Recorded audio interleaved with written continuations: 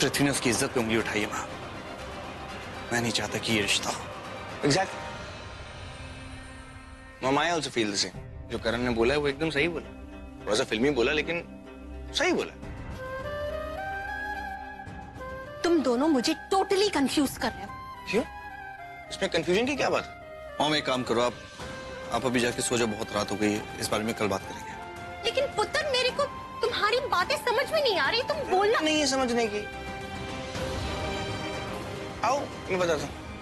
लेकिन ऋषभ, मेरी बात तो सुन। तुम आराम क्या? से सुनो, मैं आपको आराम से सब चीजें समझाता हूँ। Okay bye bye. अरे मतलब आराम से, मैं आ रहा हूँ अभी।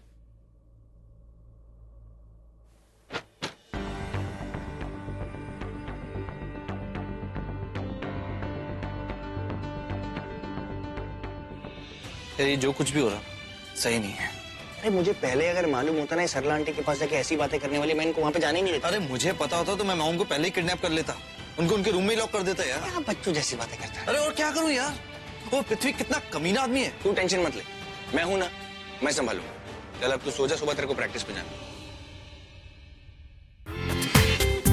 पूरा एपिसोड देखिए ZEE5 पर। अरे अपने दामाद से डरना चाहिए, रिस्पेक्ट से बात करनी चाहिए, चाहे फिर उसका दामाद कितना भी बड़ा राक्षस क्यों ना हो। और फिर मुझसे अच्छा दामाद उसे कहाँ मिलेगा?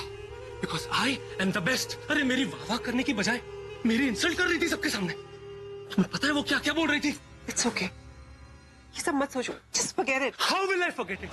कैसे भूलूं मैं? आज मेरी ईगो हर्ट हुई है। अरे ये मैं कभी बर्दाश्त नहीं कर सकता। ऐसे लोगों को मैं ऐसे ऐसे उंगलियों पे नचाता हूं। छोड़ूंगा नहीं मैं किसी को। आदत नहीं है मुझे कि मैं ऐसे लोगों के सामने नीचा दिखूं। कहीं कहीं तुम्हें भी वही महसूस तो नहीं हो रहा जो मुझे फील हो रहा है? व्हाट? यही कि वो करण चाहता ही नहीं कि मेरी शादी प्रीता से हो। जब भी मैं कोई प्लान बनाता हूँ और हमारा प्लान राइट ट्रैक पर होता है, वो रास्ते की रुकावट बन के मेरे प्लान की सत्यानाश कर देता है। बेबी ऐसा कुछ नहीं है, तुम कुछ ज्यादा ही सोच रहे हो। ये सब चीजें अपने दिल पे मत लो। अच्छा हम एक काम करते हैं, हम नेक्स्ट टाइम ऐसे आउटिंग पे जाएंगे नहीं। क्यों नहीं जाएंगे? क्या लगता तुम्हें मैं किसी से डरता हूँ क्या? मैं किसी के बात से नहीं डरता, समझी तुम? एक मिनट कहीं तुम्हें ऐसा तो नहीं लगा कि मैं उस करण से नहीं जीत सकता, उसका मुकाबला नहीं कर सकता? नहीं बेबी, मेरा वो मतलब नहीं था। कहीं ऐसा तो नहीं कि उस करण को मेरी प्रीता से प्यार हो गया? कहीं ऐसा तो नहीं कि उस करण का दिल मेरी प्रीता पर आ गया? हाउ डेयर यू, तुम पागल हो गए हो। प्रीता तुम्हारी नहीं, मैं तुम्हारी हूँ। प्रीता सिर्फ एक मोहरा है ऋषभ से बदला लेने के। अपने ईगो और अपने मकसद को मिक्स मत करो। अरे मिक्स नहीं कर रहा मैं अच्छे से जानता हूँ कि हमारा मकसद क्या है और उसे किस तरह पूरा करना है। मैं परेशान हूँ तो उस करण लूथरा से, वो हमेशा मेरे रास्ते की रुकावट बन जाता है। बहुत हो गया, अब man to man, face to face बात होगी। मैं उस करण लूथरा को साफ साफ बोलूंगा कि तू प्रीता से दूर रह, वरना। काम डाउन प्लीज, तुम इतना गुस्सा मत हो। आई एम टू से, तुम गुस्से में कुछ ऐसी गलती कर दो कि जो हम रेक्टिफाई नहीं कर पाएंगे। Just calm down. तुम्हें अभी सिर्फ अपनी एंगेजमेंट पे फोकस करना चाहिए। आई एम टू से, चट मंगनी पट प्यार। फिर प्रीता तुम्हारे साथ और मैं ऋषभ के साथ, और मैं ऋषभ से लूंगी तुम्हारा बदला। बेबी ये सब तो हम जरूर करेंगे, यही तो हम करना चाहते हैं, यही तो हमारा मकसद है। पर इस करण नाम की रुकावट को रोकना बहुत जरूरी है। वो हमेशा रास्ते की रुकावट बन जाता है। मेरा इस पॉइंट पे ये जानना बहुत जरूरी है कि वो कौन से बॉल पे चौका और छक्का मारना चाहता है। मेरा मतलब है उसके दिमाग में क्या चल रहा है, रादर उसके दिल में क्या चल रहा है, ये जानना बहुत जरूरी है। तुम देखना, मेरी जो इंसल्ट की है ना सब लोगों ने, उसका बदला लूंगा मैं। वो भी कल सुबह मैं कुछ ऐसा करूंगा जिससे उस करण लूथरा को शॉक लगेगा। ऐसा शॉक, कांप जाएगा वो, उसका मुंह लटक जाएगा। जस्ट वेट एंड वॉच, तुम देखो कल सुबह क्या होता है। ऐसा क्या करोगे तुम? कल सुबह तक का इंतजार करो बेबी। कल सुबह तुम्हें पता चल जाएगा कि जिसने भी पृथ्वी मल्होत्रा से पंगा लिया वो कहीं का नहीं रहा। Just wait and watch. Hello Salla ji, दरअसल मुझे आपसे कल रात को ही बात करनी थी, लेकिन काफी देर हो गई तो मैंने सोचा कि मैं फोन पे ही बात कर लेती हूँ। आप बिजी तो नहीं हो ना? नहीं नहीं, आप कहिए ना। आप कुछ परेशान लग रहे हैं। सरला जी, कुछ परेशानी तो थी। अपनी दिल की बात आपसे करना चाहती थी। मुझे ऐसा लगता है कि कल जो कुछ भी हुआ वो मामला पूरी तरह से सॉल्व नहीं हुआ है। मतलब मेरे दोनों बेटों के दिल में कुछ तो रंजिश है पृथ्वी को लेकर। आपको ऐसा क्यों लग रहा है राखी जी? अब हमारे जाने के बाद कुछ हुआ क्या आपके घर में? नहीं नहीं सरला जी, आप घबराइए मत। कुछ ज्यादा बहस नहीं हुई है, लेकिन हाँ, करण और ऋषभ की बातों से ऐसा जरूर लगा कि उनके दिल में कुछ तो टेंशन है पृथ्वी जी को लेकर। और हो सकता है कि पृथ्वी जी के दिल में भी कुछ नाराजगी हो। मतलब कल उनकी बात गलत निकली ना, इसलिए कह रही हूँ। मैं नहीं चाहती हूँ कि एक छोटी सी गलतफहमी के कारण हम दोनों परिवारों के बीच में दरार आ जाए। मैं तो ये चाहती हूँ कि हमारे करण, ऋषभ, पृथ्वी, प्रीता ये सब आपस में मिलजुल के रहें, अच्छे दोस्तों की तरह। अब जैसे अच्छे दोस्त हैं, बाहर भी मिलते जुलते हैं, हमारे बच्चे तो बस फैमिली का फंक्शन होता है तब मिलेंगे। ये भी कोई बात हुई भला? अकेले में बाहर मिलेंगे जुलेंगे, बाहर जाएंगे तो बची कुची रंजिश अगर दिल में कुछ होगी भी तो वो भी मिट जाएगी। क्यों, मैं सही कह रही हूँ ना? आप बिल्कुल ठीक कह रही हैं राखी जी। आप बताइए क्या करना चाहिए? वैसे भी बच्चों की अपनी अपनी सोच है, लेकिन हम बड़े होने के नाते कुछ तो कर ही सकते हैं। आप बताइए। आप बिल्कुल ठीक कह रही हैं सरला जी। मैं एक काम करती हूँ, मैं अपने ऋषभ से बात करती हूँ। वो थोड़ा सा समझदार है, समझ जाएगा मैं क्या कहने की कोशिश कर रही हूँ।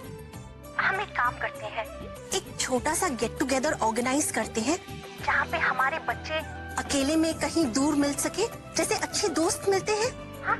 और अगर कुछ बचा कुचा उनके दिल में होगा भी तो वो भी मिट जाएगा। आप बिल्कुल, मैं आपकी बातों से सहमत हूँ। आप प्रोग्राम बना लीजिए और मुझे बता दीजिएगा, मैं आपके साथ हूँ।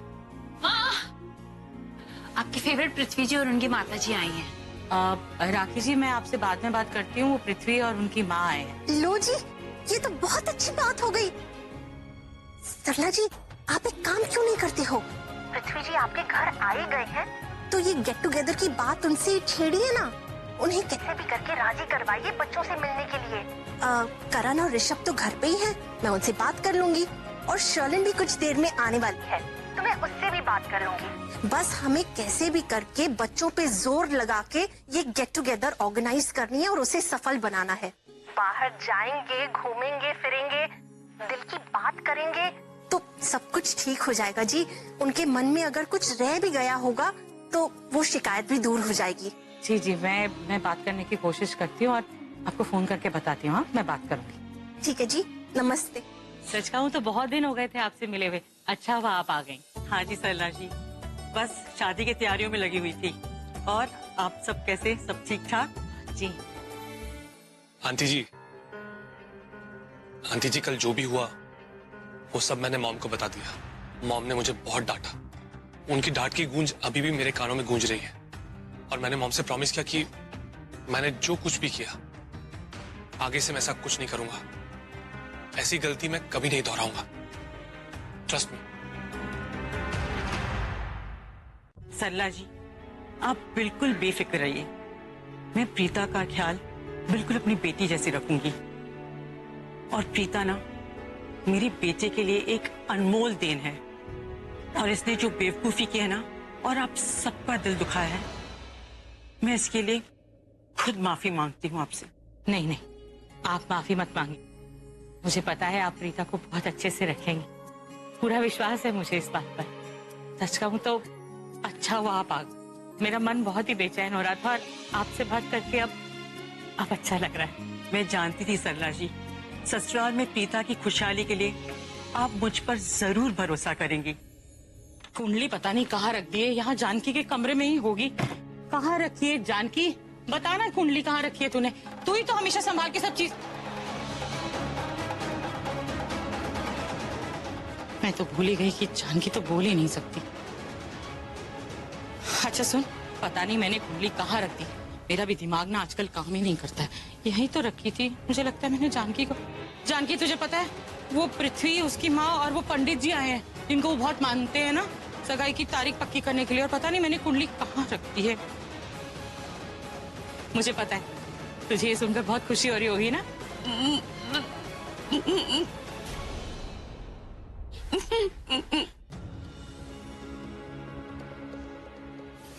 जानकी, जानकी क्या हुआ? तू कुछ कहना चाहती है? कुछ बताना चाहती है?